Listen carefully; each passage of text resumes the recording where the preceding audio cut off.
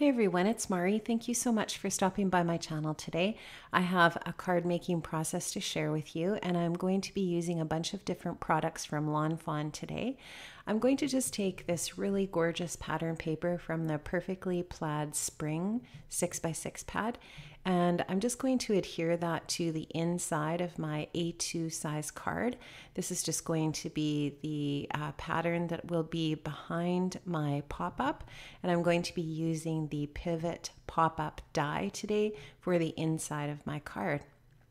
So I'm just adhering that down with some repositionable adhesive, and that is just a really pretty pattern there, and I just love the color palette of this for spring. And this is going to be a birthday card, and I just really love how it turned out. This is my first time using this pivot pop-up die. It's been in my stash for a little while, and I just wanted to try it out. So I'm just following along with the Lawn Fawn YouTube video where they explain how to use the pivot pop-up die. That YouTube channel is fantastic. I don't know if you've ever checked it out as a card maker or a crafter, but it is fantastic. I don't end up using all of the dies with this set. I just use the two that are at the top there, these two larger ones. And the one that's on the right is going to be the one that I'm going to be working with first here. So you'll see that I cut that out. I use that die on some white cardstock, and you see that it's scored in the center horizontally, and I'm going to fold that away from myself to start with.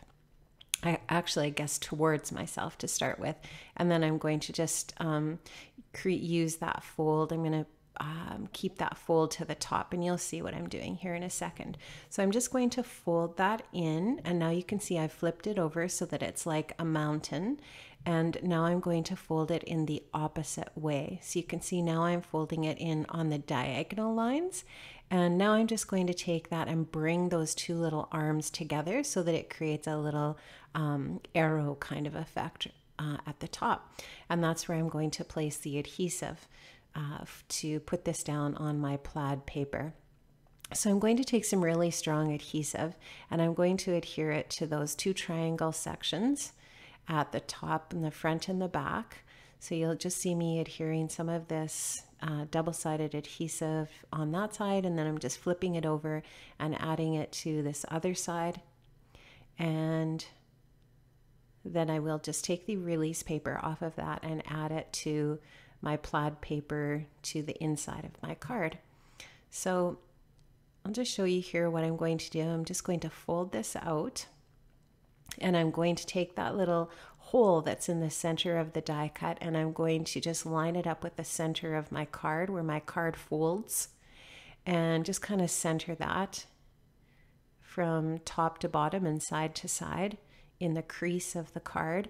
And I've taken the release tape off of one of those triangle areas now, and I'll stick one of those down, and then I'll take the release tape off of the release paper off of the other triangle just by folding that up.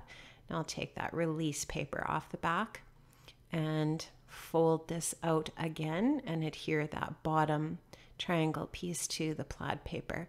So now that is all going to be adhered down. Now, this is just, I'm just going to open and close this a few times and make sure that it's just folding properly. And now I'm just going to set that off to the side and work on the other pieces. So these are the other two little pieces. I cut two of these using the die, the other die that I showed you at the beginning there that I was going to use. And I'm just folding those little tabs at the top of each of those pieces, and now I'm just folding along the other score line there. So there's score lines on both pieces that you need to just fold. Now I'm going to take some of that same adhesive, and I'm going to put it on the tops of the tabs, making sure that there's a tab at the top and a tab at the bottom of each of those two pieces, and you'll see why here in a second, because they're going to kind of interlock and create one big long piece. So you can see I'm just going to interlock those two together, and I'm going to just press that down, burnish that a little bit, and now you can see that I've got a little accordion folding long piece. And that's, I'm just going to take my bone folder and make sure those creases are nice and solid, and that is going to be adhered onto the other pop-up piece that's in the middle. So I just have to take and add a little bit more adhesive in a bit here to add that on. Now what I'm going to do is work on some of the other bits of the card. I am using the Wild For You Lawn Fawn stamp set, and I'm just going to, what I've done is I've stamped some of these out using a Copic friendly ink, and I'm just going to color in these images. I'm not going to show you all of the Copic coloring because it's pretty basic, and I'm just using some W colors here for my little elephant, and a little bit of, I think probably R20 or maybe an E for the little pinks in the ears. And you can see that I've sped this up because like I am not the world's greatest Copic colorer. This is just really basic coloring. I start off with my dark around the little places where the creases are and go in with a lighter shade to blend that out. Now I'm taking that accordion piece and I'm going to put the little sentiment for the inside of my card. And I think it says, "Have a wild birthday." I'm just using some VersaFine Onyx black ink to stamp that nice crisp sentiment. I'm going to use my Tombow Mono adhesive to adhere the little critters now that they're all colored in with my Copic ink. And I'm just going to put those little party hats on a few of the little critters, put those little critters in place. There's so many things you can do with the inside of this card. So this accordion piece, of course, you could use a piece of color cardstock. You could use those little hillside dies, the little hill dies that come along with the die set to create a little landscape on the inside here. I'm just keeping this super, super simple. You could also use some distress inks to colorize that white cardstock that I have here, etc. There's a lot of things that you could do. I'm going to create a little bit of sparkle and shine using my Nuvo sparkle pen or a shimmer pen, and just add a little bit of shimmer. I also use some stickles on the inside of the card here as well, just in gold, to add a little bit of shine. And I think I also use the clear, and I use a little bit of Nuvo glitter glue as well in blue. And I'm just adding a little bit of sparkle to that insert that's going to go on my pivot pop-up. So I'll just adhere a little bit of this on here, and then I'll set this aside to dry. And you'll soon see me adding this piece to the rest of the pivot pop-up. I'm just going to set that aside so that it can dry. And, oh, I'm going to create the front of the card, I guess. Okay, so there's some more of that plaid patterned paper, and I've just cut that out with a die. And I also used a stitched rectangle die as well to add a little place for my little critters to sit on the front. And the pattern paper that's the yellow is from Lawn Fawn Really Rainbow.